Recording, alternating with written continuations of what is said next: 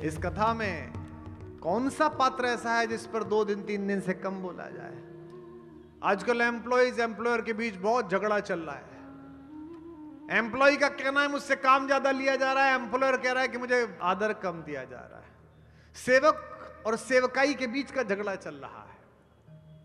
इसी कहानी में अगर हनुमान को जान लो तो पता चलेगा।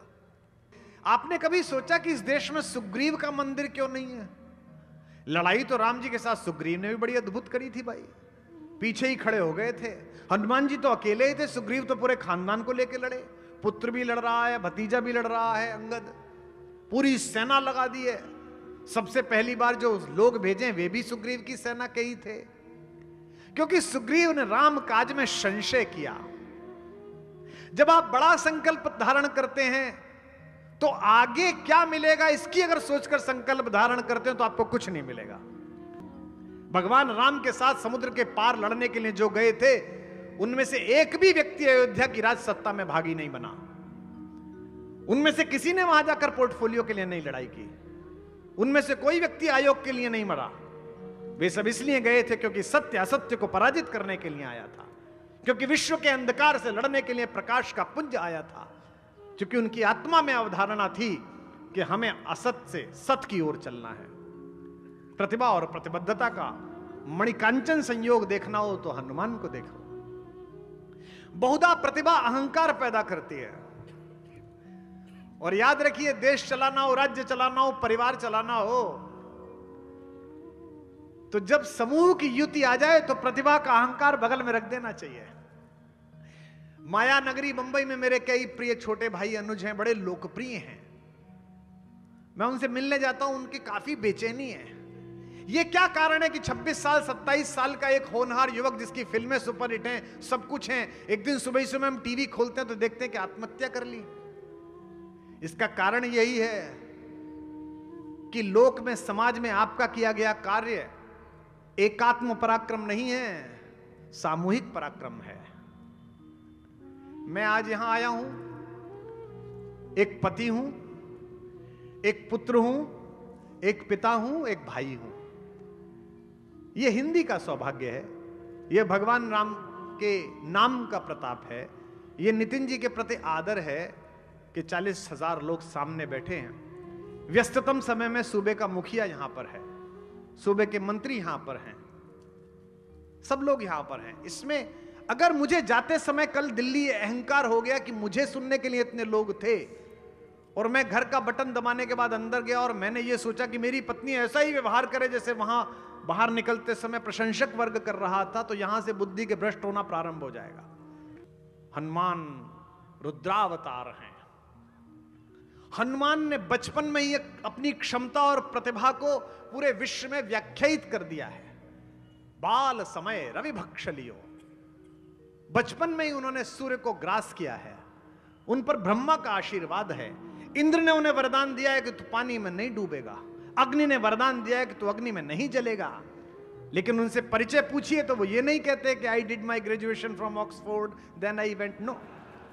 उनसे मां पूछती है तू कौन है, तो ये नहीं कहते कि मैं पंचकन्याओं में पूजित अंजनी का पुत्र हूं, पंच तत्वों में से एक वायु का बेटा हूं, मैंने बचपन में, नो, ये मैं है ही नहीं। एक पंक्ति का उत्तर है, राम दूत मैं मात जानकी, मैं राम का दूत हूं। आखिरी छोर पर खड़े हुए जिस मतदाता ने आपको मत देकर या बिना मत दिए निर्वाचित किया है, आप उसकी सेवा में खड़े हुए सर्वोच्च प्रतिनिधि मात्र हैं। यह हनुमान सिखाते हैं। प्रतिभा अक्सर प्रतिबद्धता से अलग हो जाती है। प्रतिभा को लगता है कि मैं प्रतिबद्ध कैसे हो सकता हूं। इस देश में हनुमान कम नहीं है। इस देश में हनुमानों को जगाने वाले जामवंतों की कमी। मुझे प्रसन्नता है कि मुझे अगर 1 लाख लोग सुनने आते तो 70,000 युवा होते हैं। मुझे प्रसन्नता है कि 80% युवा होते हैं और आज भी बैठे इंजीनियरिंग के लड़के पीछे। मैं उन सबको जगाता हूं। उद्देश्य बड़ा है। हे पवन तनय अंजनी लाल, अपनी तंद्रा को त्यागो तुम, संपूर्ण शक्ति के साथ साथ हे राम दुलारे जागो तुम। हे कामरूप शंकर स्वरूप बजरंगी नाम तुम्हारा है, अपने जीवन को याद करो, यह जंगी काम तुम्हारा है। सूरज को तुमने ग्रास किया, शैलों को तुमने तोड़ा है। जिस बल से ऐसे काम किए वे बल कब रख को छोड़ा है। रणधीर उठो, बलवीर उठो, अब लाज तुम्हारे हाथों में, एक कृपा धाम के कृपा पात्र यह काज तुम्हारे हाथ। लोकसभा विधानसभा भारत नहीं है, 140 करोड़ लोग भारत हैं। 1/140 करोड़ भारत मैं हूं, 1/140 करोड़ भारत आप हैं। अपने हिस्से का भारत निर्माण प्रारंभ कर दीजिए। ये देश 25 वर्ष बाद जब 100 का होगा तो पूरा विश्व इससे आध्यात्मिक, आर्थिक, बौद्धिक नेतृत्व ले रहा होगा। ये मैं यहां से घोषणा करता हूं, मुझे पता है। लेकिन अगर बटकर रहे, अगर अपनी अपनी प्रतिभा की अहमन्यता में रहे, तो ना समाज का निर्माण होगा, ना संगठन का निर्माण होगा, ना देश का निर्माण होगा, ना आपका निर्माण होगा। बल पाइए अपरिमित, लेकिन विनम्रता रखिए हनुमान के जैसी। आकाश में हनुमान चले, भगवान के जीवन के सबसे संकटपूर्ण क्षण में खड़े हुए साथ। भगवान राम सबका संकट टालते हैं, लेकिन भगवान के जीवन में एक संकट आया कि उनकी बाईं भुजा के समान, दाईं भुजा के समान प्रिय लक्ष्मण जी मूर्छा में आ गए। और सुषेण वैद्य ने कहा कि सूरज के निकलने से पहले अगर जड़ी नहीं आई संजीवनी तो प्राण नहीं बचेंगे। भगवान रोने लगे मनुष्यों की तरह। मेरो शब पुरुषारथ थाको, विपत्ति विदारण बंधु बाहु बिन। विपत्ति को चीर देने वाले बाह जैसे भाई के बिना मैं क्या करूंगा। करत भरोसों का को, मैं अयोध्या जाके क्या करूंगा। मैं सीता को वापस लाके युद्ध जीत के भी क्या करूंगा अगर ये साथ नहीं गया। ऐसे समय में हनुमान आकाश मार्ग से चले। आप सब जानते हैं कि सूर्य कभी नहीं छिपता। संध्या के समय हनुमान उड़े और सुबह तक आना था। हम लोग कहते हैं ना सूरज छिप गया। आप सब जानते हैं विज्ञान के विद्यार्थी, सूरज नहीं छिपता। हमारी मां पृथ्वी हमें गोद में लेकर हमारे पिता सूर्य की ओर से पीठ फेर लेती है। ममता में बेटे होने के कारण मां को तो कुछ नहीं कहते, पिता पर दोष लगा देते हैं कि तू छिप गया। वो छिपता थोड़े ही बेचारा। आज यहां छिपा हुआ है तो कैलिफोर्निया में निकला हुआ है, सुबह फिर यहां निकल जाएगा। तो आकाश में जब सूर्य मिला, हनुमान जी उड़े, तो हनुमान जी ने सूर्य से बातचीत की। भारत के विदेश मंत्री की यह बातचीत होनी चाहिए यूनाइटेड नेशंस में। भारत के विदेश मंत्री की यह बातचीत होनी चाहिए उस छोटी आंख वाले देश में जिसकी ओछी नजर भारत के ऊपर है। सूरज से बात करते हुए हनुमान जो कहते हैं वो शक्ति और विनम्रता का अद्भुत संयोग है। सबसे पहला वाक्य जो वो बोले हैं उसी में उनकी कूटनीति पता चलती है कि बोलना कैसा चाहिए एक विदेश यात्रा जा रहे हुए एक राजनयिक को। हे सूरज इतना याद रहे, संकट एक सूरज वंश पे है। कहते हैं राम भी तो सूर्यवंशी है, मैं तो तुम्हारा ही काम करने जा रहा हूं। इसे कहते हैं हे सूरज इतना याद रहे, संकट एक सूरज वंश पे है। लंका के नीच राहु द्वारा आघात दिनेश अंश पर है। और पोलाइट होते हैं, मेरे आने से पहले यदि किरणों का चमत्कार होगा तो सूर्य वंश में सूर्यदेव निश्चित ही अंधकार होगा। आशा है स्वल्प प्रार्थना यह सच्चे जी से स्वीकारोगे। आतुर की आर्त अवस्था को होकर करुणार्ध निहारोगे। इसलिए छिपे रहना भगवन। जिसने राम के अलावा किसी को ईश्वर नहीं माना वो सूर्य से कह रहा है, हनुमान जी कह रहे हैं। इसलिए छिपे रहना भगवन, जब संकट निशा मिटा दूं मैं, बस तभी प्रकट होना दिनकर, जब जड़ी पहुंचा दूं मैं। और 8 पंक्तियों के बाद फिर धीमे से अपना विजिटिंग कार्ड निकालकर भारत का स्वर गूंजता है। अन्यथा क्षमा करना दिनकर, अंजनी तनय से पाला है। बचपन से जान रहे हो तुम हनुमत कितना मत वाला है।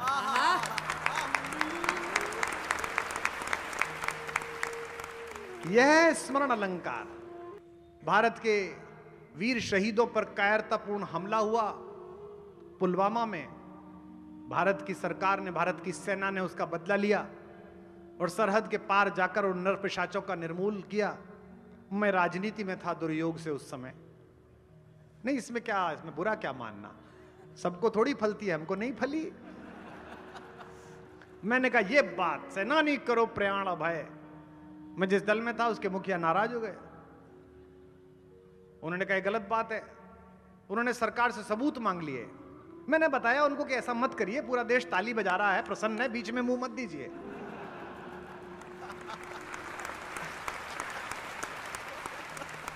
ऐसा नहीं करना चाहिए। सेना लड़ रही है भाई, तो सेना के लिए तो बोलिए। तो उन्होंने मना कर दिया। अब साहब बातचीत शुरू हुई, दोनों देशों में तनाव बढ़ा।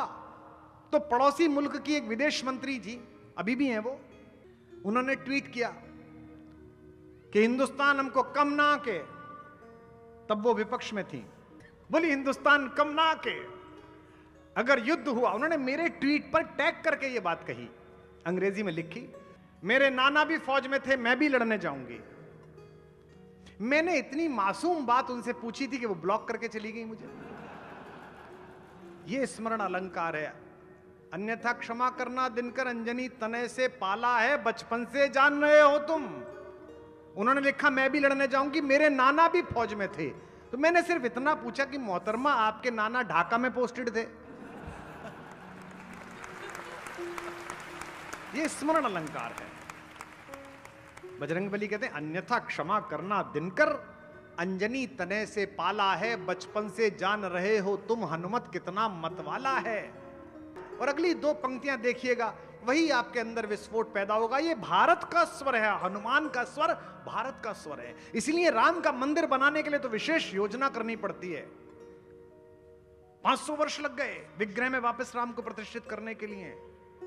लेकिन हनुमान तो किसी भी गांव में पीपल के नीचे एक अनगढ़ पत्थर को गेरू से पोत कर माएं अगर अपना मंगल मना ले तो भगवान स्वयं प्रकट हो जाते हैं, बजरंगबली का पदार्पण हो जाता है। इसीलिए चूंकि भारत का स्वर हनुमान का स्वर है। मुख में तुमको धर रखने का फिर वही क्रूर साधन होगा। बंदी मोचन तब होगा जब लक्ष्मण का दुख मोचन होगा।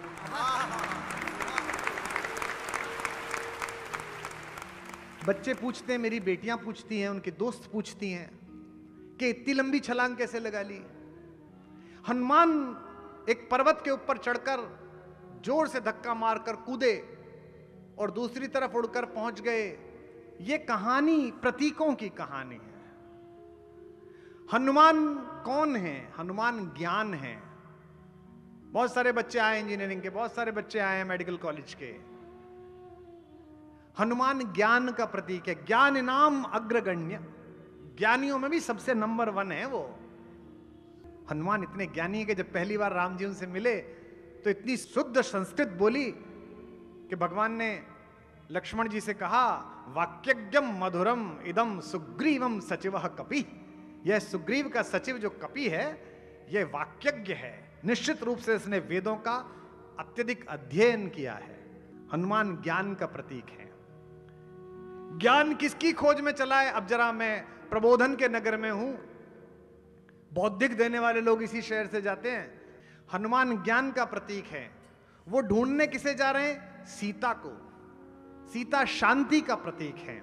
शांति किसे मिलती है? जो मेहनत करता है। राजा जनक को मिली सीता, और जनक जब राज्यसभा में बैठे थे तब नहीं मिली। जनक जब ज्ञानियों के बीच बैठे थे तब नहीं मिली। जनक जब किसान बनकर हल चला रहे थे तब सीता प्राप्त हुई।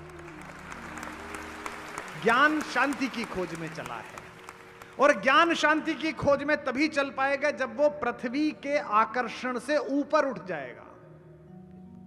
यानी कि वो पर्वत के ऊपर चढ़े, भूधर से छलांग लगाई। जब आप पृथ्वी का आकर्षण छोड़ दोगे, यानी कि गाड़ी, घड़ियां, धन, संपत्ति, इसका आकर्षण छोड़ दोगे, तब जाकर आप शांति पा सकते हो। संतों का बड़ा इस देश में योगदान है। मैं एक युवा संन्यास की तरफ गए हुए एक मित्र से मिला। किसी ने मुझसे कहा हमारे गुरुजी इनसे जरूर मिलिए, तो मैं मिलने के लिए गया। 40-42 साल के थे, अमेरिका में सॉफ्टवेयर की कंपनी चलाते थे, संन्यास ले लिया है। तो मैं भी बड़ा प्रभावित हुआ, क्योंकि मैं भी लेना चाहता हूं, लेकिन हिम्मत ही नहीं होती अभी। पता नहीं कब होगी, पुत्रियों का विवाह कर दूं शायद तब लूं, या पता नहीं, या ना लूं, कुछ पता नहीं है। यही जाने, यही करवाते हैं, यही उधर ले गए थे, यही इधर लिया है, इन्हीं का काम है। तो मैं मिलने गया, वो बड़े खुश हुए, बोले मैं आपके वीडियो देखता हूं, so I was in IIT Kharagpur, then I join Harvard, फिर मैंने वहाँ कंपनी खोली। आप कभी कैलिफोर्निया गए? मैंने कहा जी गया हूँ। 17 माइल्स गए? मैंने कहा हाँ, वहाँ मेरा घर था, मेरे पास ये वाली गाड़ी थी। मैं बाहर निकल के आया तो जो व्यक्ति ले गया तो बोले कैसे लगे हमारे गुरुजी?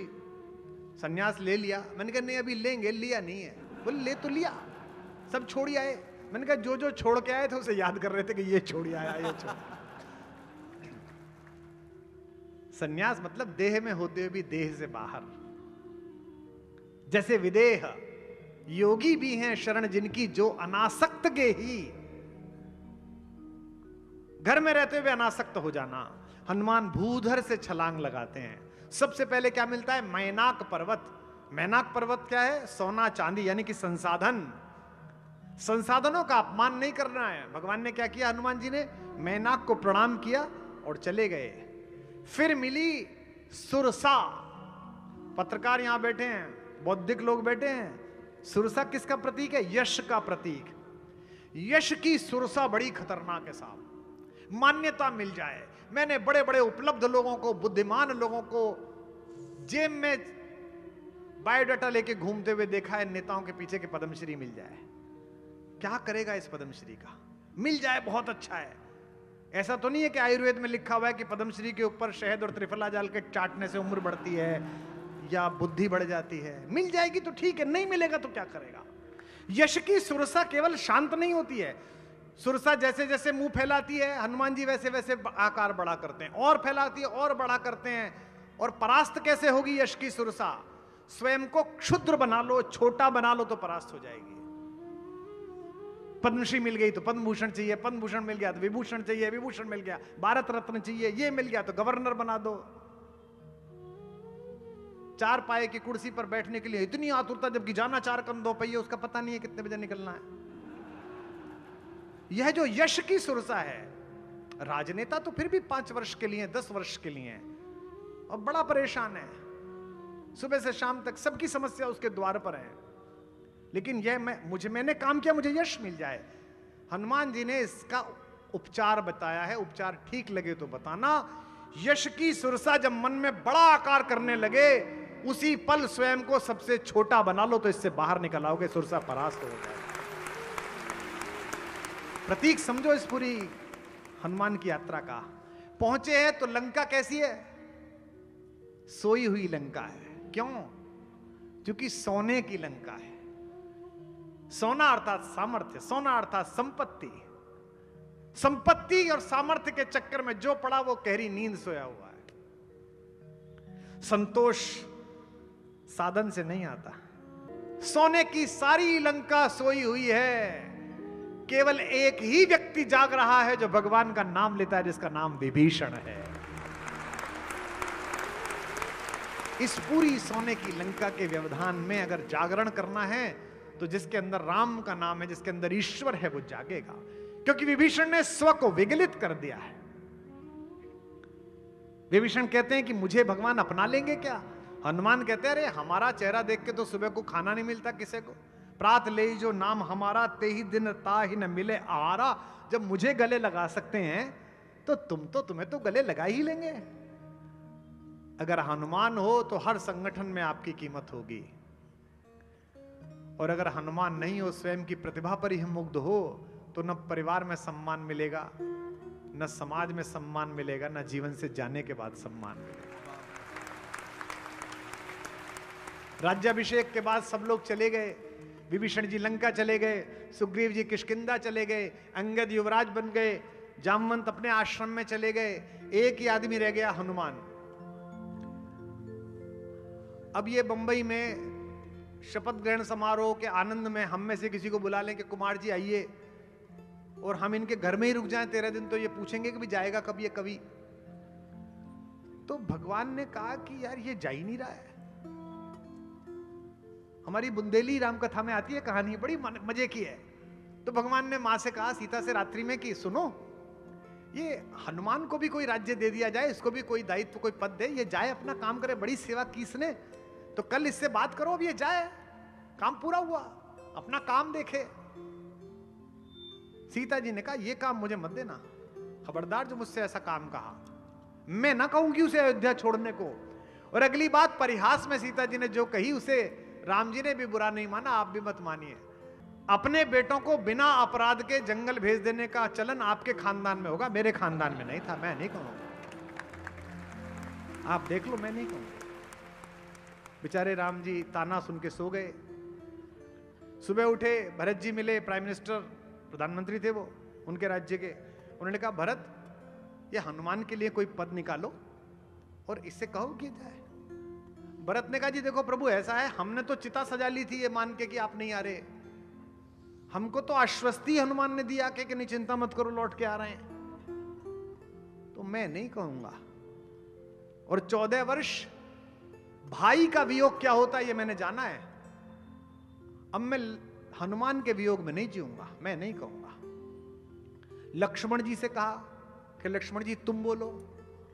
लक्ष्मण जी ने कहा, प्रभु आप तो बड़े भैया थे, आपसे तो बात डायरेक्ट संभव ही नहीं थी। और माता का इतना आदर है कि बिछुए ही देखे, चेहरा देखा नहीं। हमारे तो आखिर के सारे वर्ष इन्हीं की मैत्री में कटे। और मैं तो जब मूर्छित हो गया था, आपने तो सारा रोने पीटना प्रारंभ कर दिया। वो तो ये नहीं होते तो मैं क्यों होता। तो मैं अपने मुक्तिदाता को वापस नहीं भेज सकता। अंत में रामचंद्र जी ने शत्रुघ्न जी को बुलाया। बोले, बेटा तुम इनसे बोलो कि ये चले जाए। वो बोले, जी ये बहुत अच्छी रही, पूरी रामायण में मैं बोला नहीं, और अब मैं इनसे बोलूं। बोले, प्रभु इतना भी मतलब भाइयों में विभेद मत करो, मेरे बस की नहीं है। अंत में दुखी होकर, सब तरफ से निराश होकर, भरी राज्यसभा में हनुमान जी की प्रशस्ति में एक भाषण दिया राम जी ने। जिसको कार्य मुक्त करती है पार्टी, पहले उसकी प्रशंसा करती है कि आपने इस पद पर बहुत अच्छा काम किया, आपकी सेवाओं का बड़ा स्मरण किया जाएगा, आज से आपको इस कार्य से मुक्त किया जाएगा। तो भगवान जी ने पहले भाषण दिया। बोले, बेटा तुमने बड़ी मेहनत की। ओ हो बेटा, मैं तो देखो आज छोड़ गया था लक्ष्मण के समय, और बेटा तुमने वो जो किया, पुत्र तुम मेरे बेटे के समान हो, भाई के समान हो, तुम मोई प्रिय ही भरत है सम भाई। क्या बात है तुम्हारी, हा। और तुमने जो किया, और मैंने जो राज्य पे बैठा हूं तुम्हारी वजह से।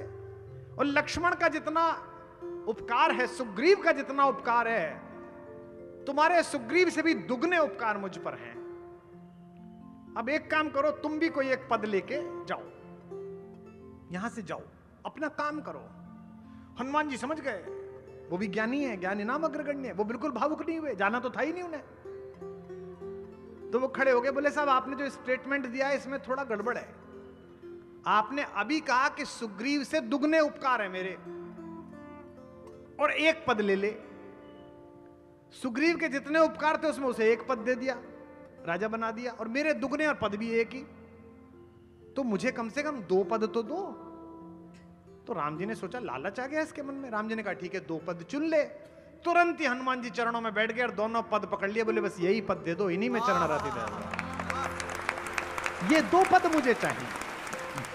सारी योग्यताएं, मनोजवम, मन की गति से चलने वाले, मारुत तुल्य वेगम, जितेंद्रियम, इंद्रियों पर विजय पाने वाले, बुद्धिमताम वरिष्ठम, बुद्धिमानों में वरिष्ठ, वातात्मजम, पंच तत्वों में से एक, वायु के पुत्र, वानर यूथ मुख्यम।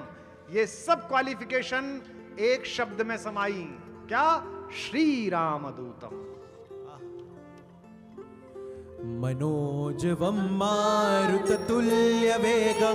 जितेन्द्रियं बोधिमतां वरिष्ठं। मनोजवं मारुततुल्यवेगं, जितेन्द्रियं बोधिमतां वरिष्ठं।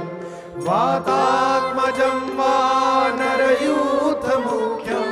श्रीरामदूतं शरणं प्रपद्ये। मनोजवं मारुततुल्यवेगं, जितेन्द्रियं बोधिमतां वरिष्ठं। वातात्मजं वानरयूथमुख्यं, श्रीरामदूतं शरणं प्रपद्ये। श्रीरामदूतं शरणं प्रपद्ये। श्रीरामदूतं शरणं प्रपद्ये। बोल बजरंग बली भगवान की।